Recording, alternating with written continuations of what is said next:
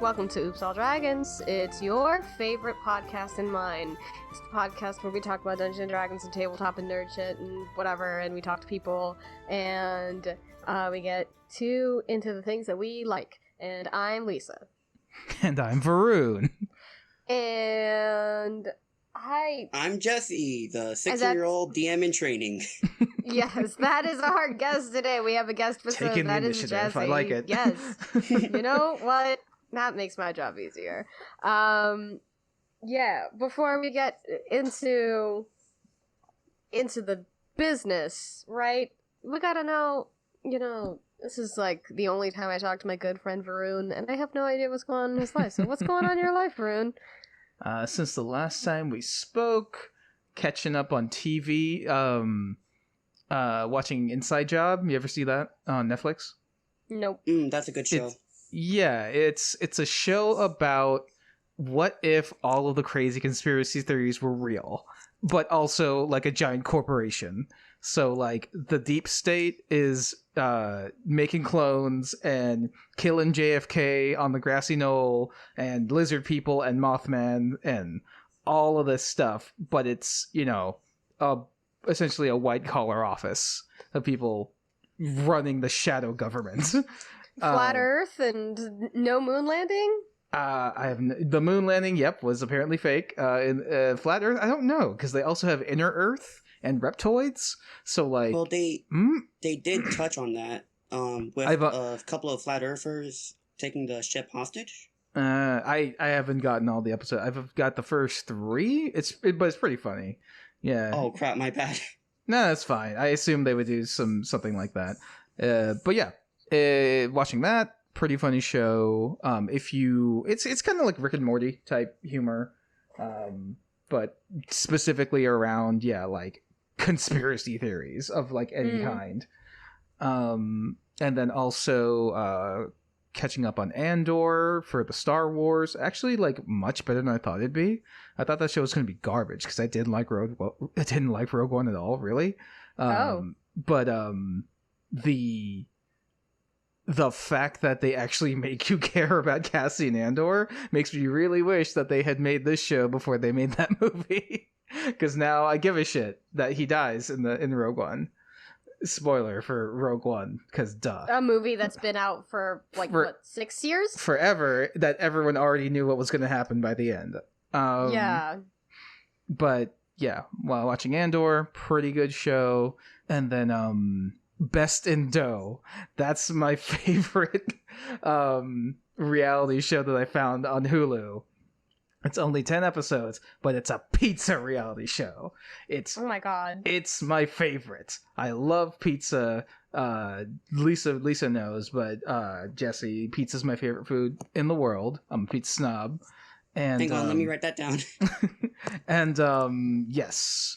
It's literally a pizza reality show where they get 3 random chefs for some who have some sort of thing in common. So like one group is a group of like deep dish pizza makers. So they're all from like the Midwest and Chicago and Detroit and stuff.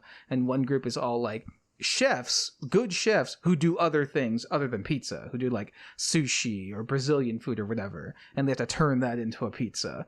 Or so like college students, who have to like turn college living, college food into a pizza. Listen, Oh. No, you bring up Brazilian food very specifically, which makes me think that like, do they have like specifically Brazilian chefs? For that episode, yeah, it was a Brazilian dude, a Mexican dude, and a Japanese dude. Okay, because Brazilian pizza, very specifically, it's just like, it's pizza, but wrong. I was gonna say, he said their type of pizza is different. It's different. So, Brazilian Lisa? Well, first of all, we eat pizza with a knife and fork. Already wrong.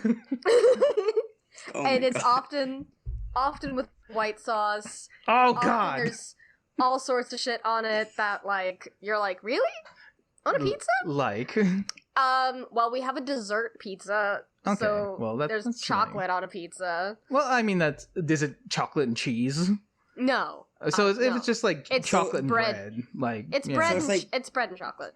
That doesn't sound too bad, actually. No, I was gonna say, like, for a dessert pizza, that's fine, but like on pizza, like if you've ever had like Nutella on toast, it's essentially the same. Yeah. But I don't even know how to explain it. Like, the crust is different.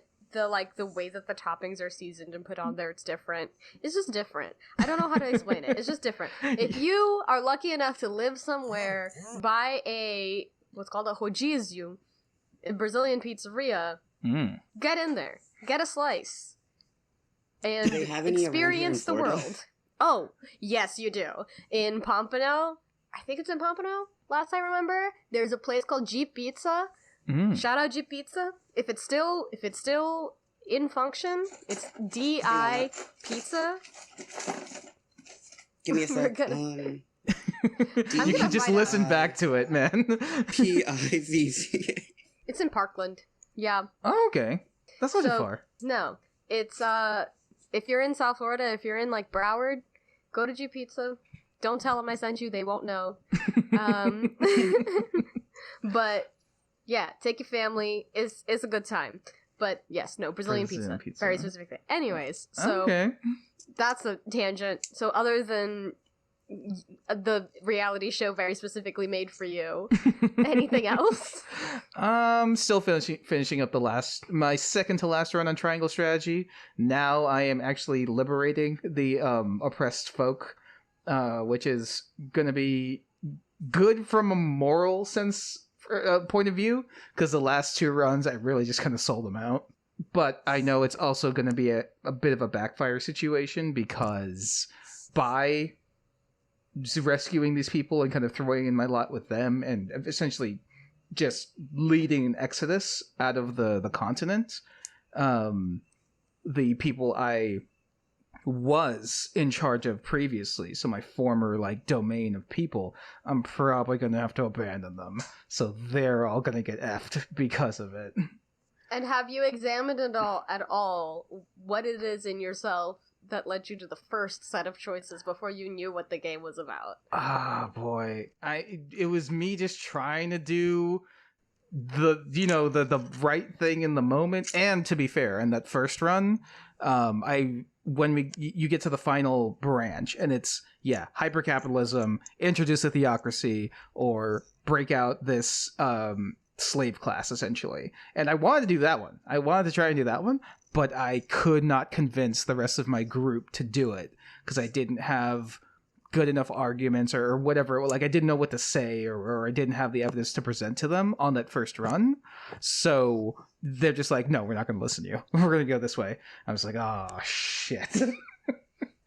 And where'd it go? The hypercapitalism came along from me just trying to do like, I don't want to give my friend away to these guys who invaded us, even though he's like the prince. What is it? What is this game trying to teach you? It's just like, that's what I'm saying. I think it's two lessons. I think one, actions have consequences, and two, history is just a bunch of shit that happens, and we're really lucky if we don't, really fuck ourselves. I think that is incredibly profound. History is just a bunch of shit that happens. Write that down.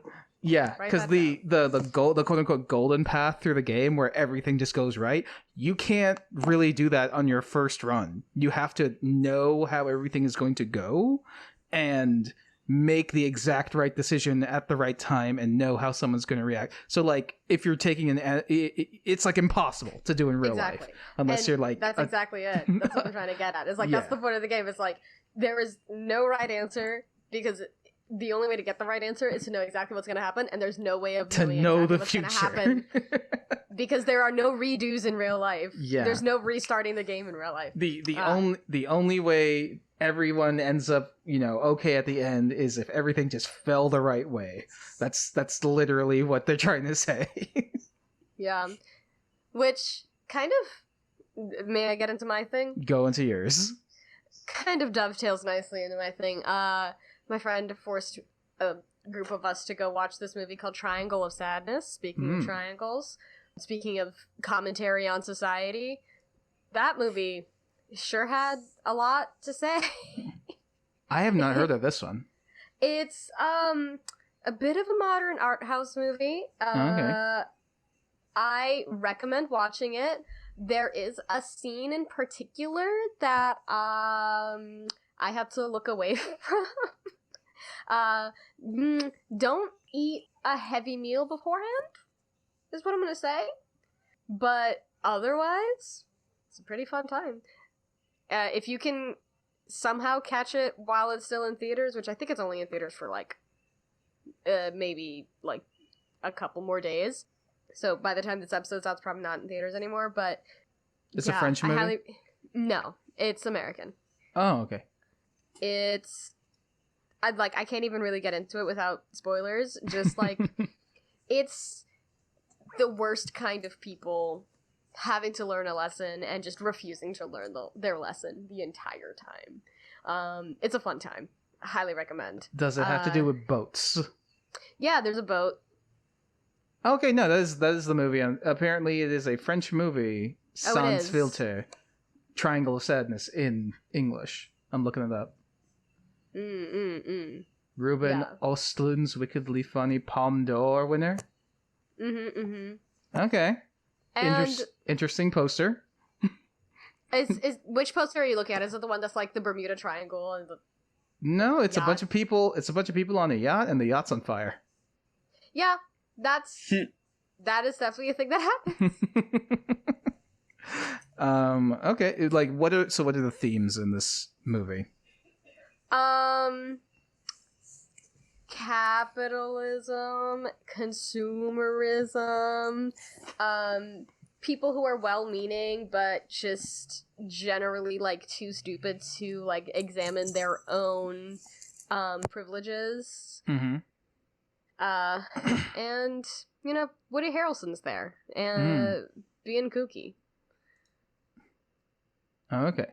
Oh yeah, if you like Google Triangle of Sadness and you go to images, like the third image will give you like a sneak preview into like the worst scene in this movie. There's got a lot of great bits.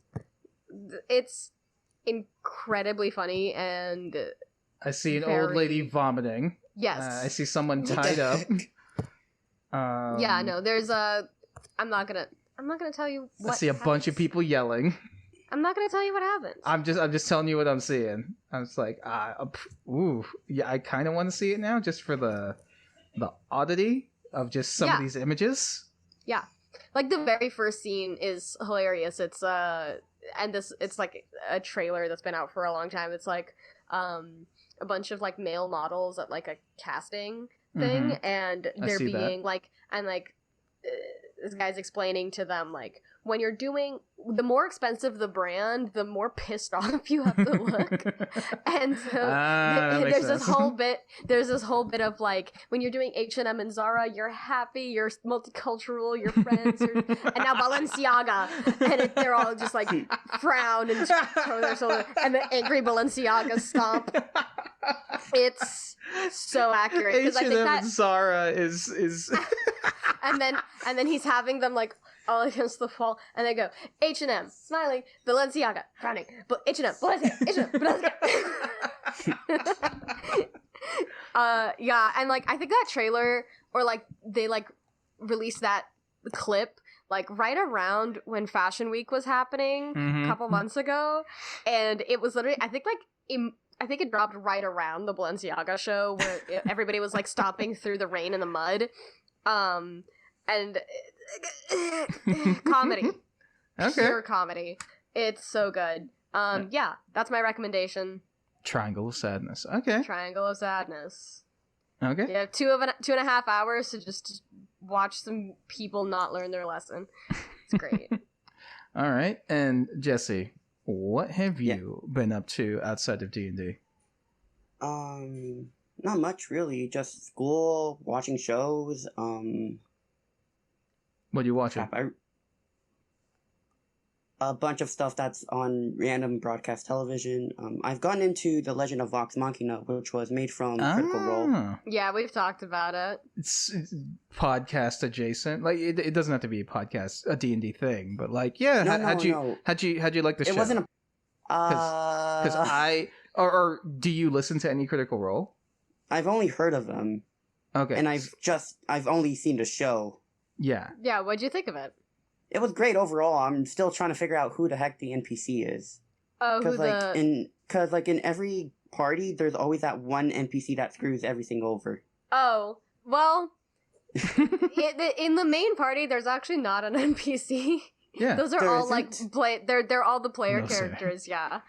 The No, NPC this- is like the counselor or whatever, right? Yeah, everybody who's not the main party, those are all NPCs. But the main party, Scanlan, Vexfax, Grog, Pike, Percy, How do you Keyleth, remember these names? they're my babies, Exactly. Varun. I spent 500 hours with these characters. You That's did. how I remember all of them. You did, didn't you? Yes. They are my Blorbos from my show, and now everybody gets to know about them, and I get to tell everybody about how great and cool they are. But yeah, so that whole group that we're following for the majority of that show, those are all the player characters. There's no NPC walking around with them. The NPCs are like the dude who turns into a dragon and the council and the king or whatever. All Yeah. those guys. Holy crap. So you're telling me that Percy was just a fighter with a Haunted One background? Yep. Damn it. Yeah, they're all actors. So that's why they Are they are paid? the way they are. Now, yeah. I think Let's see. I think when they start, I assume when they started, they got paid because when they originally got on the internet, it was on Geek and Sundry, right? Right. So Right. I assume from the beginning they were paid, but before that, this was just like their game that they played at their table, you know. Yeah. And then someone had the idea, Yeah. hey, let's put this on the internet. Felicia Day, queen of the nerds, she is like friends with all of these voice actors, Matt Mercer and Laura Bailey and all of them, and she heard that they were doing this game, this home game that they were playing like basically like once a month or once every 2 months. They would have like an 8-hour long session. They would do like brunch into lunch into dinner, and then because she is the one who owns Geek and Sundry, or like I don't know if she owns it or she founded Geek and Sundry. I don't know. She's involved Miss with Geek and Sundry. She is Miss Geek and Sundry. Yeah. And she was like, I got an extra closet that you can shoot this in, and you can stream this on my Twitch channel. And they were like, all right, I don't think anybody's going to want to watch this, but okay. And they went in there, and like immediately it blew up. And then, culture's changed forever. Yeah. All of a sudden, we have Chris Pine in a D&D movie because Felicia Day put some of her friends in front of a camera to play their already existent D&D game that they've been playing for 5 years. Yeah. Technically, it was Pathfinder. They didn't switch to 5th edition until they started the stream. That's why the first couple of episodes, they're all kind of lost because they're playing with the new mechanic. Yeah. I was going to say, when I heard that... I can't get into it. We're gonna be here for 2 hours again. I can't do this again, Varun. Yeah, Jessy, if you want to hear the whole lore and backstory of Legend of Vox Machina, you can... And Critical Role in general. And Critical Role not Critical Role in general, but like specifically the show. We have an episode, and for anybody in the audience who hasn't gotten into it yet, we have an episode that was supposed to be a short little 30 minutes. I explain what Critical Role is to Varun, and it turned into an hour and a half. I so underestimated what that was going to be. There's a lot, okay? There's a lot from you. So is this like the D&D equivalent to FNAF lore? I guess so, because I know nothing about... I suppose, yeah. You think it's just like, oh, we're going to tell you about this thing and talk about it for a little bit. No, there's the iceberg. No, because there's a lot of context that you need. Yeah. Which is an iceberg of context. Listen, do you want to listen to 2 hours of me rambling or 500 plus hours of them playing this game unedited? Pick your poison. Whichever one is shorter. Unedited. Exactly. My God. Did they start editing later on at least? No. Oh my God. It's Even just... nowadays, because they were like actually streaming live on Thursday nights. Yeah. Nowadays, ever since like they came back from their hiatus because of COVID. So when COVID hit, they stopped streaming. and then once they picked back up, they were pre-recording the episodes, and since then they've been pre-recording the episodes, and even pre-recorded completely unedited. My God. Just... Wow. Yeah, if you don't want to deal with that, go watch Dimension 20. Or listen to our episode and get the Cliff Notes. Yeah. Oh, what'd you say, Jesse? I've actually heard of Dimension 20? Dimension 20, yeah. Yeah. That's another internet show. That's another good one. That one's usually DM'd by Brendan Lyons, but sometimes they'll switch out DMs. And like every season is like a different story and different characters and different setting. And they're generally shorter seasons as well, where Critical Role will reach over 100 episodes in a season. Dimension 20 stays around 20-ish episodes, sometimes less. And they actually edit their episodes, so they're usually run under 2 hours. And God damn, the production value on that one. Ooh. I don't get how Critical Role does it. Like, over 500 episodes, meeting up constantly. How the heck do they not have, like, some sort of schedule change? Well, once it became, like, a big enough phenomenon, then, like, they can say, like, no, this is a job. And in the same way that you go into a job every day, they go into, especially once they broke off from Geek and Sundry and became their own entity, like, their own production company, then they can literally, like, say, like, because they're all working actors and voice actors. If they have other acting or other work that they have to do, they can say, okay, I can work, but this day in my schedule is booked for this job, and the job being recording Critical Role or doing whatever they need to do for that.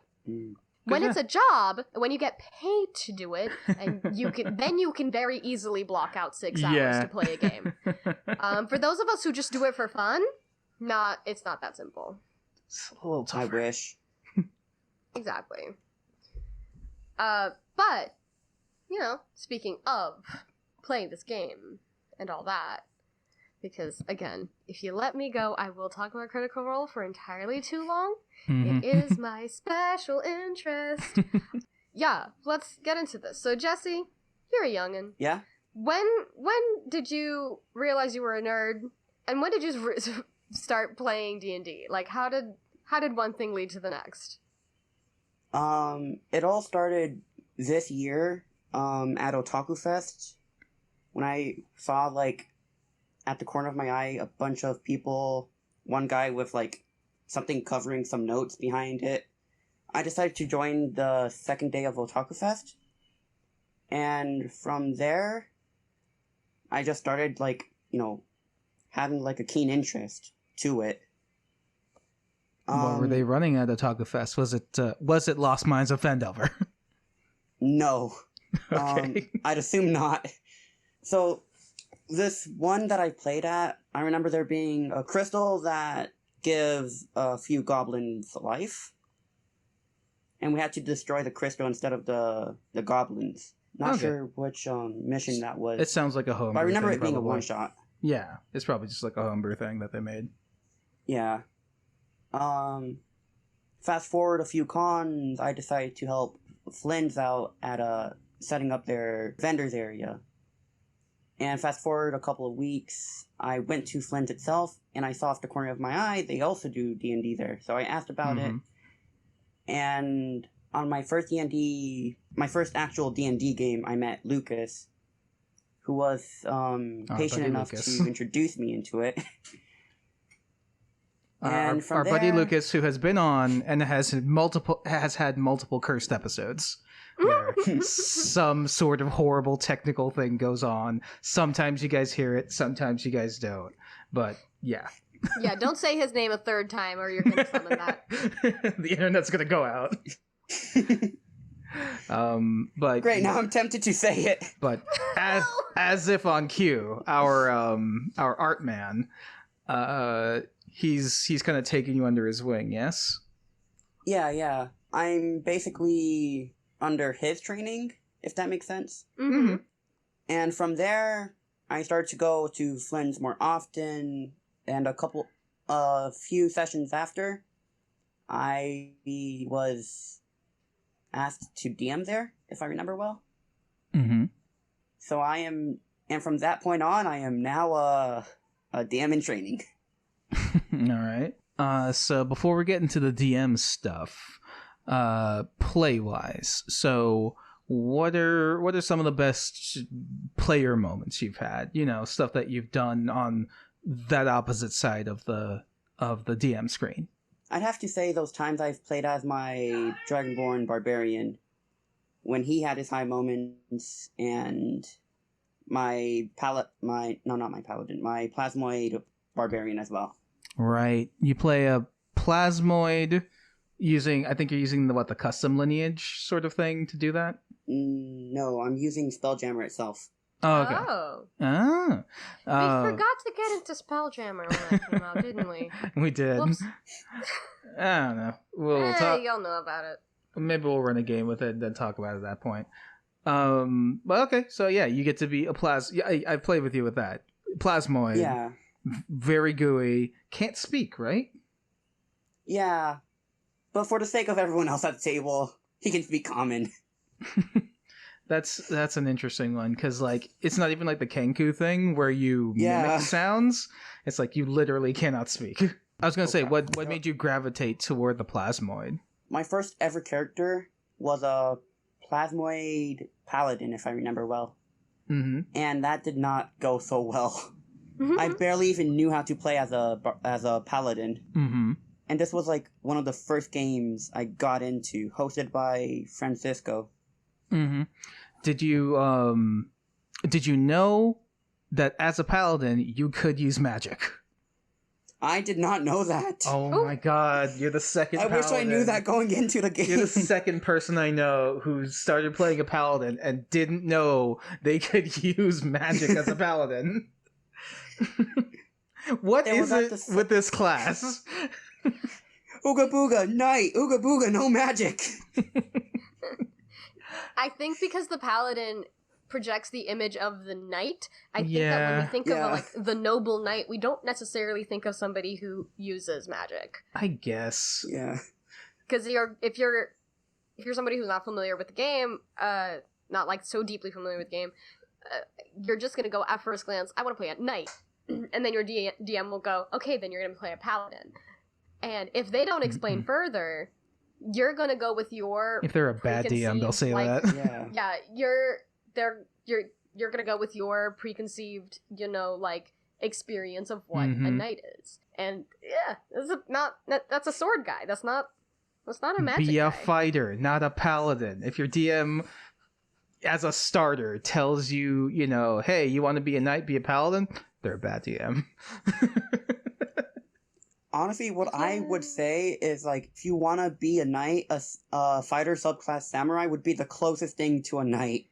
Any type of fighter can be a fine knight analog. A paladin, for someone who has no experience, I don't for whatever reason, that class projects I'm armor and I fight and that's all I do. Yeah. I don't cast magic. I can't heal people. I don't understand why, but that's what happens. Because yes, you are not the only person who I've played with who, sessions in, didn't realize that they could cast magic as a paladin. Now, I have a question for you, Jesse. When you got to the table, did your DM not ask you to go over your character's class so that you have at least a cursory knowledge of what your class can do? Well, he asked me what my class was. I said Paladin. I don't remember him explaining it. Yeah. I think that's something let's not bag on Francisco. Francisco is a good DM. We know this. No, I think he thought that I knew what I was doing. Yeah, I think that's probably it. Because sometimes what happens with especially when you're running for the store, who have been playing for a long time, is that we forget what things might need to be explained. Yeah. Which is why we like talking to people who have, either not played at all or have only been playing for a short while, because it reminds us of oh yes, when we have somebody new at the table, double check that they actually read their character, the character class. Because, it's not necessarily, for somebody who's new to the game, it's not necessarily obvious that they need to do that.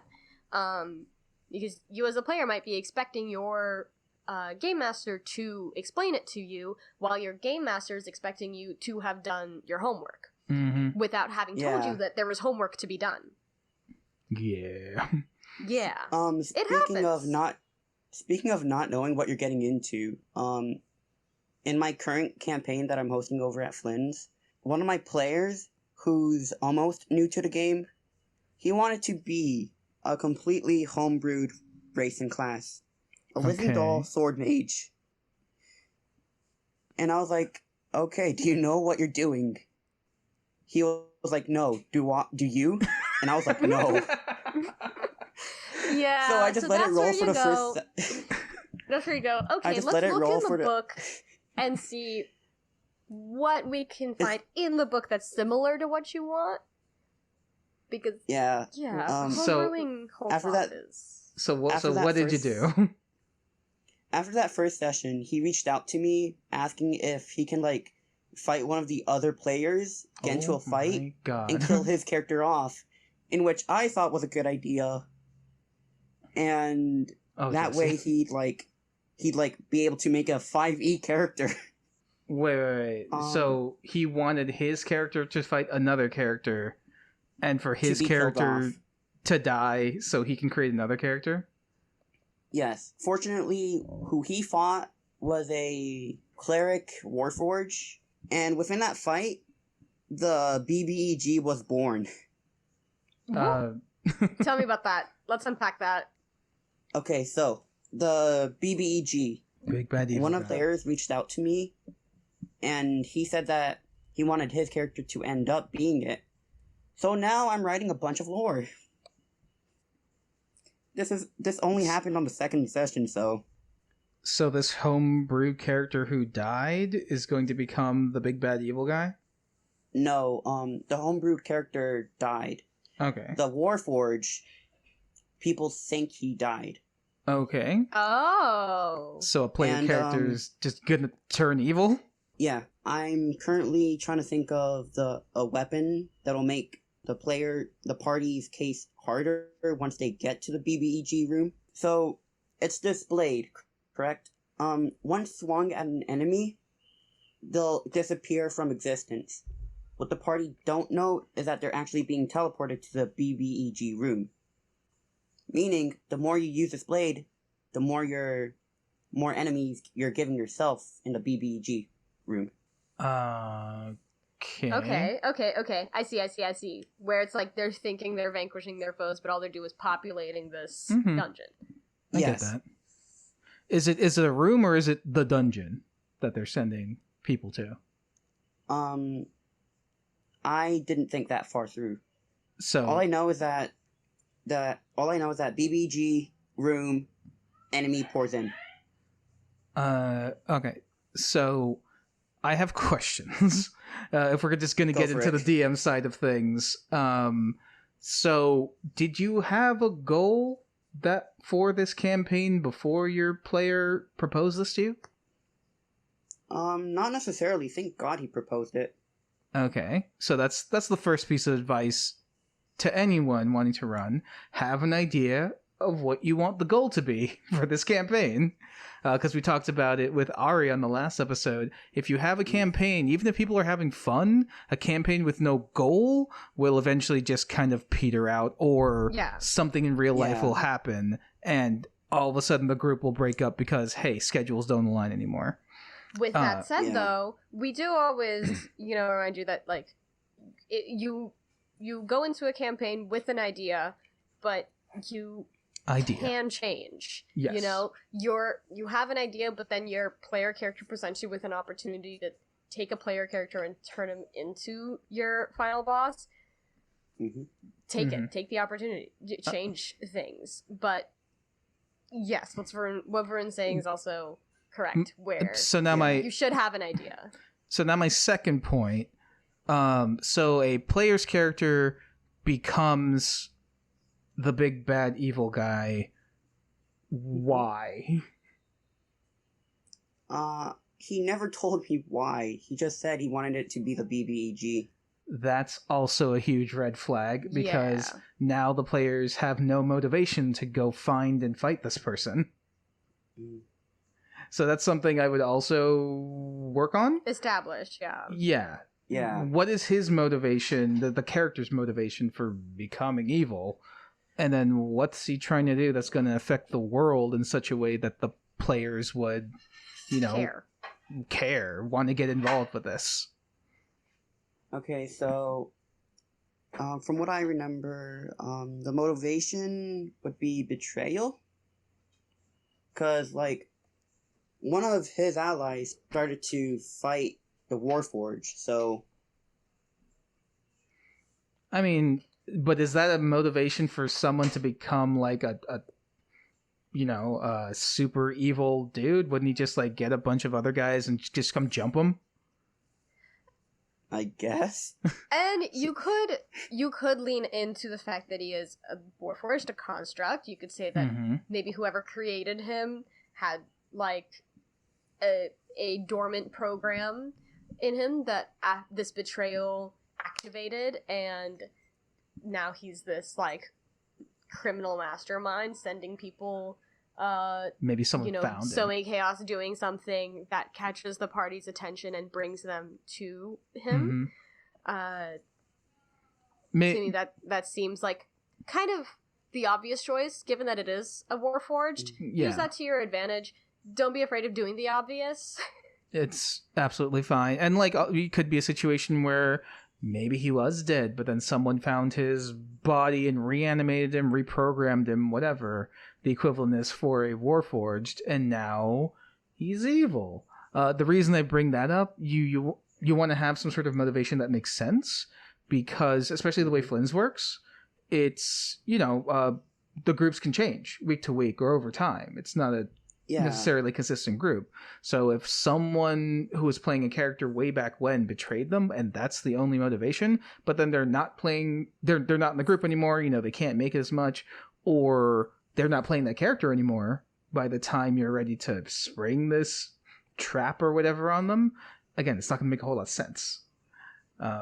So I would, come up with some sort of motivation in the world that's kind of player agnostic, something that makes sense for the character themselves of why they would want to be evil.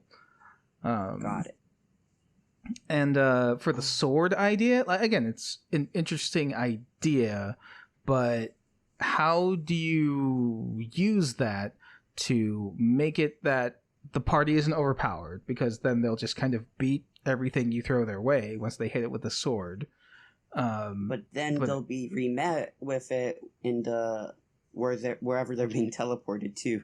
That's one. That's if they get to that place in the first place. And secondly, are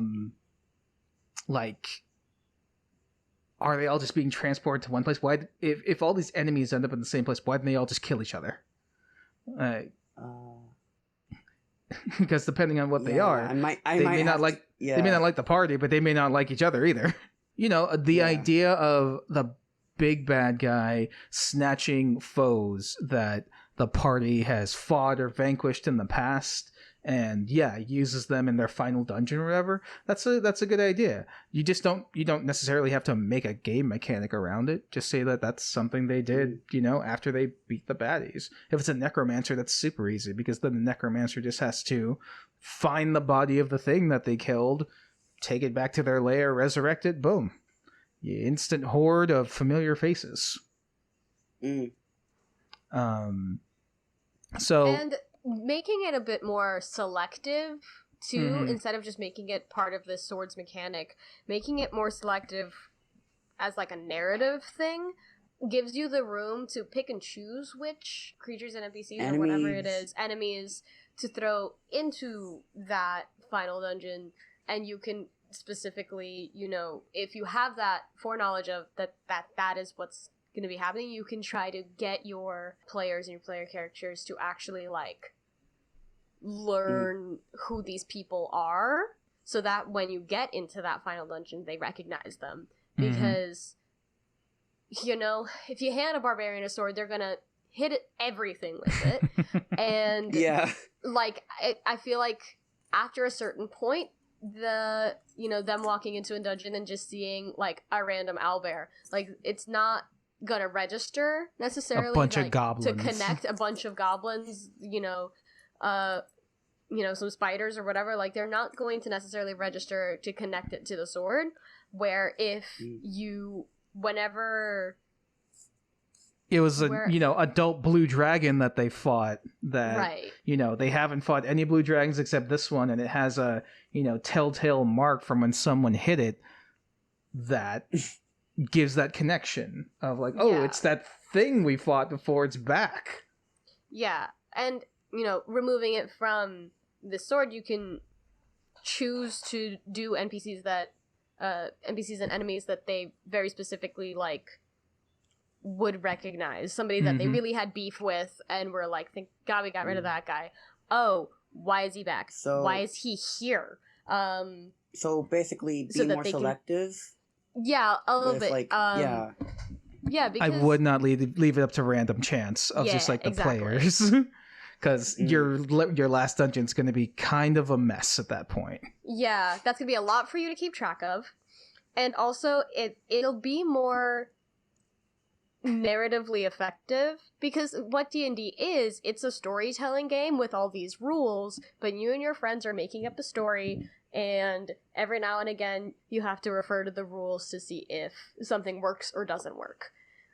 And narratively, a dungeon full of random things isn't quite as effective as a dungeon full of very specific things that will like actually recall, make the players recall, elicit their anger, actions. fear, or something, because they know, we fought this thing before and it nearly killed us, and now it's back. Or we fought this thing before, we killed it, and then we realized that we shouldn't have because that had really terrible consequences. Or like we killed this manticore and then we went into its lair and realized that it had babies, and oh no, we felt like shit, and now we're here and we're having to face it again, and it's gonna try to kill us again. Like, it's more affecting as a player to be faced with the consequences of your actions in doses. I feel like.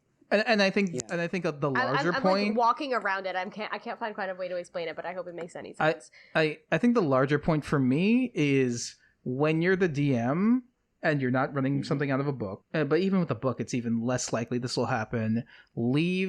Don't leave large portions of your game up to random chance, because if you give the players to do this crazy thing and they're just going to dump a bunch of stuff into your final dungeon, and they have no motivation to the dungeon, you don't know if they're ever going to get there. You don't know who's going to be there when they get there. You don't know what they're going to do with this sword, and then you don't know what's going to be in this dungeon by the time they get there. All the while, your big bad evil guy has no idea of why they're doing the thing that they're doing. Why did they set this chain of events off in the first place? So, have an idea.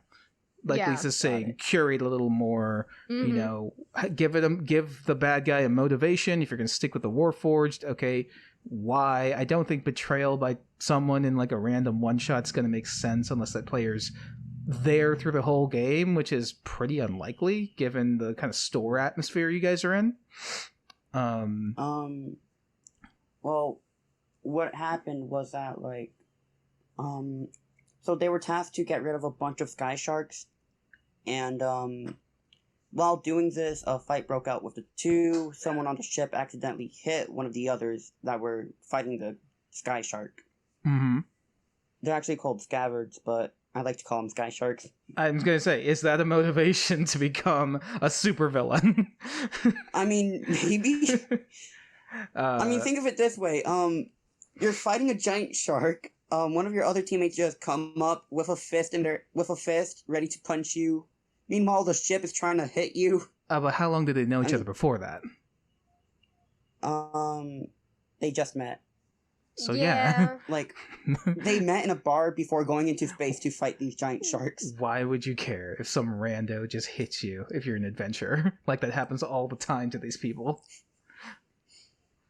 So that's what you're saying. Just look at it from the outside. You know all the Yeah. information, and you know kind of where you want things to end up. But from the outsider's perspective, without all the information, it doesn't make sense. Yeah. But that's not to say Not to say scrap the idea of Yeah. having this guy become your big You can bad. make it make sense. Yeah, you can make it Yeah. make sense. I like Varun's suggestion of like somebody finding the corpse of this Warforged and reviving it and reprogramming it. I think you have a really great easy out. Like I don't want to keep saying that it's easy, but it's you have a very opportune thing, the fact that it is a Warforged, because that gives you some pretty compelling options that you can make him seem like the big bad, but he's actually an underling. I was going Or to say, maybe you could he have was- double big bad. You can have a double big bad. You can have maybe he gets revived by this like necromancer / artificer. Yeah. And maybe he like outgrows his master and he actually kills the person who revived him and takes on his power and crafts his own army of people. Mhm. Or maybe when the Warforged got killed, maybe it got inhabited by an evil spirit that, no one intended that to happen, but now, this former evil, being is now inhabiting this metal mortal body and is raising up an army to do some bad thing. I kind of like the finding the Warforge and like making him into like a greater power idea. Mm-hmm. Yeah, we're all just that's exactly what you got to do as a DM, just like brainstorm. Yeah. Brainstorm why. I would always start with the why and then answer the rest of the questions of who, what, when, where, because all of those are the material things on the ground in the game, but you can always shift those things. But the why informs everything else. Why are the players? Why is the villain doing what he's doing? Why are the players fighting against him? Mm-hmm. Why am I, creating this world in the first place? And if you don't answer those questions, your players will. And if they realize you don't have answers for those questions, they're gonna go, I don't know if I want to keep showing up for this. Exactly. 'Cause it's very easy to lose interest in something where, like I said, it's like you're watching a movie where, like, you don't really understand what the characters' motivations are to do anything. They're just kind of walking around, and stuff is happening around them and to them, and they don't really, like, as soon as, like, the rest of the world doesn't have a motivation, then your players aren't really gonna have a motivation. One thing cascades into the next. Like, think of your favorite TV, like, adventure-style, like, TV shows and video games and books, right? Like, your characters have to have a motivation as to why they're doing something, and if there is, like, a big bad evil thing that they have to overcome, that in itself has to have a motivation as to why they're doing that, and those motivations have to either clash or, maybe coincide in some way, or, there's going to be a relationship between the big bad and your player characters, and your job as the DM is to figure out what the world is, why the world is the way it is, and then let the players get from interact A to B with it, and then you react to what the players give you. Yeah. Does that make sense? Yeah, sort of. Like you've seen Lord of the Rings, right? Nope. Okay. Harry Potter. I've seen some of it, but most of it was like I was like half asleep for most of it. The Avengers. Have you seen The Avengers? No. What's So something you have your seen? homework is to watch some adventure movies. Watch any adventure. I was going to say, Lord of the Rings. They have to get the Rings of Mordor. That's their motivation for the whole story. Harry Potter. Does Adventure Time count? I suppose. Sometimes. There are some episodes where they literally do go on adventures. But The very last thing for Adventure Time is he wants to find Jake, right? Yeah. That's his motivation. And of course, the ending is a bit different than that, but like, motivation. Why is Finn doing what he's doing? That's what you want to give your players, because if they don't have that, frickin' the Avengers with Thanos and the Gauntlet, they want to stop Thanos from doing the thing, and when Thanos succeeds, they want to go back in time and undo the bad thing. It's really hard to understand what the heck you're saying about Avengers. I'm sorry. Oh boy. They want to stop the blue light in the sky. That is always what the Avengers thing is. Every other movie is basically there's a big hole in the sky over New York, and there's we a gotta blue stop thing. it. There's a blue light in the sky. They want to stop the blue light in the sky. Yeah, you think we're exaggerating? Revisit some of those movies, especially Phase 1. Those are blue They're lights all in the sky. just there's a hole in the sky. There's a blue light, and we gotta deal with it. What? So here's a question that I often ask. What are the pieces of media, what are the things that you watch, read, listen to that you enjoy, that has that sci-fi fantasy fiction flavor, that are things that really speak to you? Stuff like Futurama and Rick and Morty. That's hard to work with because those are Office. I mean, it depends. Office comedies. I mean, even with Futurama, each episode they usually have a thing that they're trying to do. Yeah. They're generally they're trying to deliver something from one place to another, and then shenanigans ensue. Actually, that's a pretty good example because they are kind of a big party. They have their vehicle. They have their task. They have their bar. They have their fighter.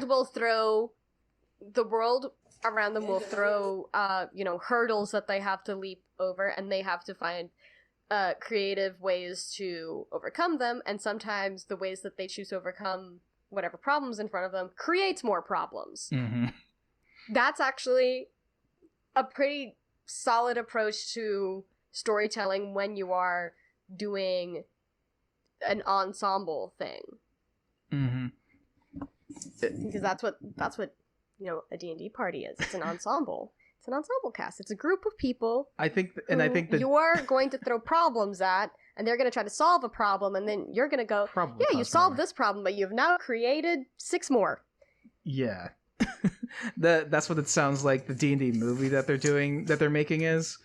At the very beginning, they complete a quest and they do a thing and they get this thing for this guy. Oh no, he's evil. We have all of a sudden created the big bad evil guy ourselves. Mm-hmm. But with all that said, when you have a singular figure as your big bad evil guy, then it would be a lot more difficult. Well, it's not that it necessarily makes it more difficult. It just requires a little bit more thought because, like we keep kind of harping on, is if you don't know why that guy's doing what he's doing, you're gonna have a hard time figuring out what it is that he's doing. Yep. Because what it sounds like, how he's doing where it, he's doing exactly, and how to get the players to him. Yep. Because if the players don't feel like they have any sort of stake in what the big bad guy's gonna do, they're probably just gonna go start a bakery and just not worry about it. Yeah. And then you won't be able to run the cool encounter that you've been planning for months. Yeah. And my last point, aside from all of the big bad evil guy talk, going way back to the beginning when you said one player approached you about killing off his character. I mean, you can do that. You can do it that way, but if there's ever any sort of out of game stuff a person wants to do, it's a game. You can just say you can play a new character. It's fine. We don't have to kill off your old character in the game. He could just walk away, and we could just let this new guy come in. It's absolutely fine. Because you ever quit a job? Well, one day you're gonna quit a job. I was gonna say he probably hasn't One yet. day you're gonna walk into your job. I haven't. And you're gonna go, I don't want to be here anymore. And you're just gonna go, goodbye. That's your character can just do that. Yeah. You don't have to. I don't think I'd want to do that. Life happens. Never say never is all I'm saying. The bigger point I wanted to bring up is just don't try to solve in-game things or out of game things, I should say, in-game. So if a person just doesn't want to play that character anymore, just let them play a new character. If someone comes to you and they're not having fun, or someone, said something to them that made them uncomfortable, don't try to resolve that in the game. Like, if there's something that's said in character, just address the group or the person specifically and say, hey, don't do that again. Mm-hmm. You're allowed, because that's the double trap of, one, trying to solve outside game things in game never works, but also your game world becomes too important. Like, you as the DM, you are free to change it up whenever need be. So if the players have gone quote unquote the wrong way, or they've ignored this one single piece of evidence that would have gotten them hooked onto the big quest, you can just put it somewhere else so that they would find it.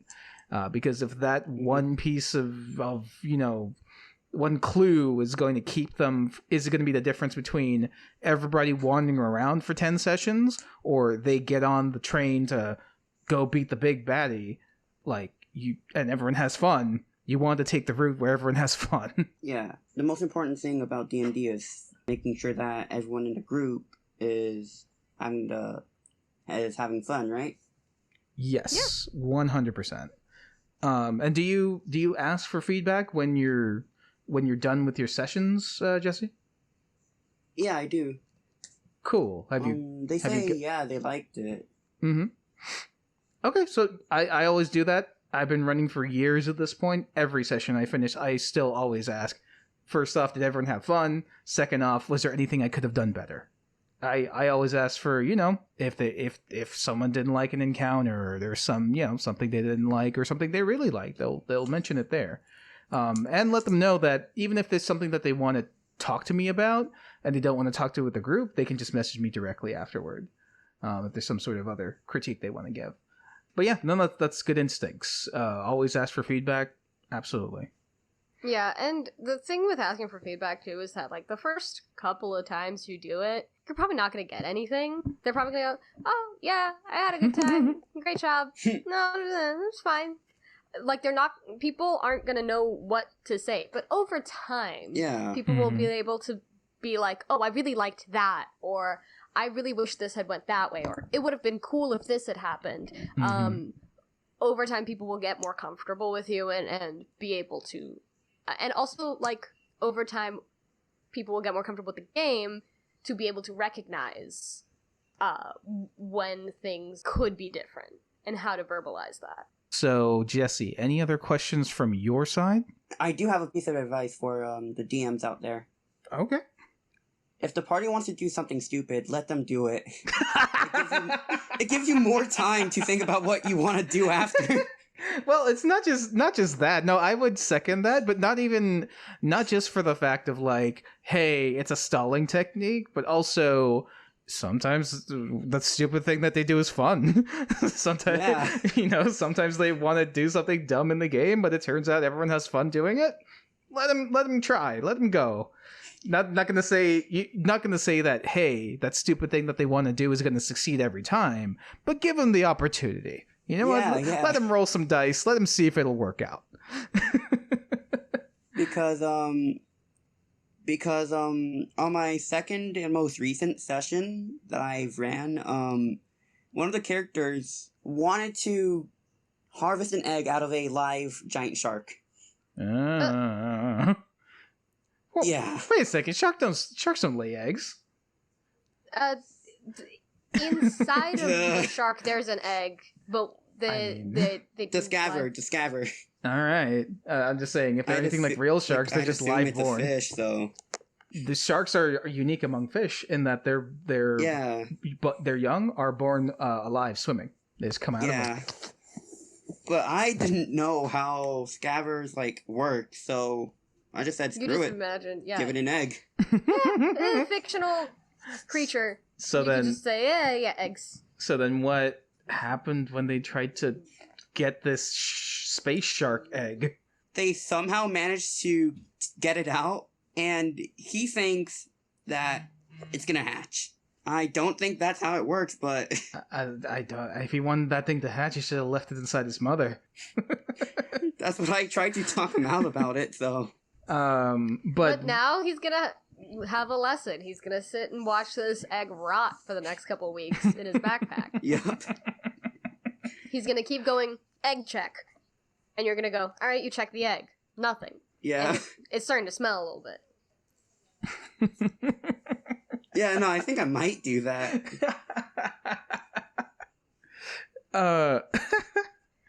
Okay, and I'm assuming. What did they like distract the shark, and then how wacky did they get with this shark egg kidnapping? Well, while the rest of the party was attacking this one shark, he just went out of the way to do it. Oh, he's one of those. Yeah. Okay. But yes, now you have the opportunity to do something wacky. Like, does this work out for them? Or does it just like rot and it's just an ongoing joke now that he's the guy who nearly got the party killed because he wanted to steal an egg for no reason? Yeah. Mm-mm-mm. Let's see. Advice for players. Actually, I don't have any advice for players. Just play. That's the advice. Yeah, a lot of people need that advice. Oh, wait. Just like, I want to play D&D, but I don't. No, just play. Just play. Just go. Wait, one just popped up.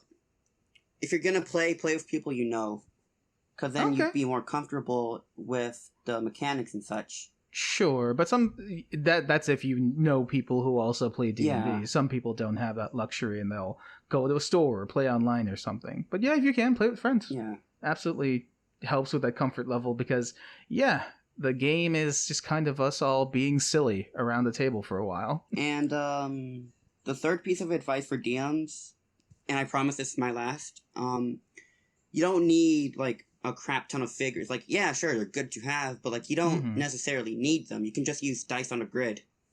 Mm-hmm. Yeah. No, we often talk about, too, just that I feel like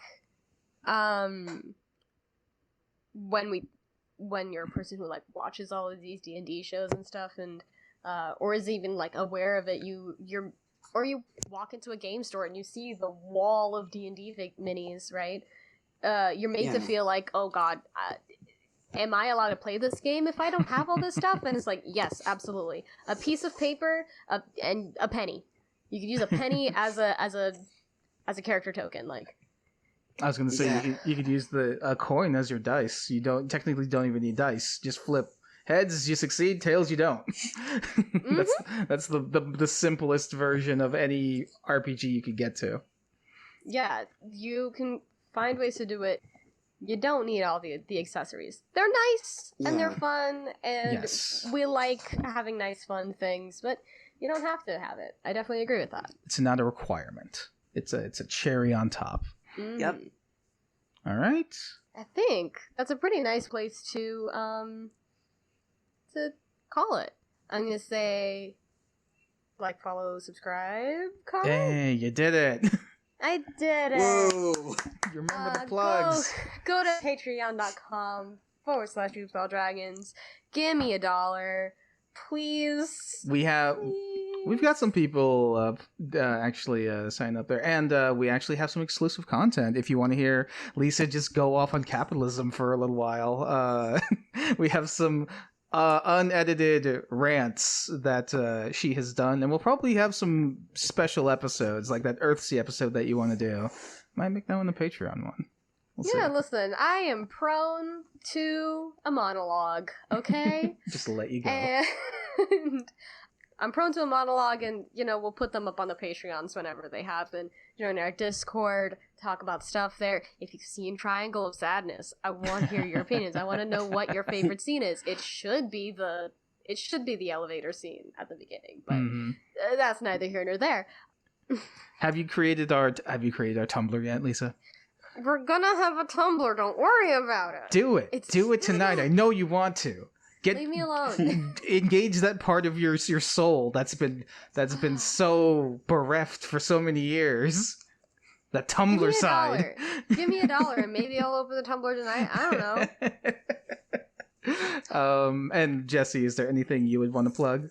Follow masked.cosplayz 2.0 on Instagram. All right, just give me it and I'll put in the show notes.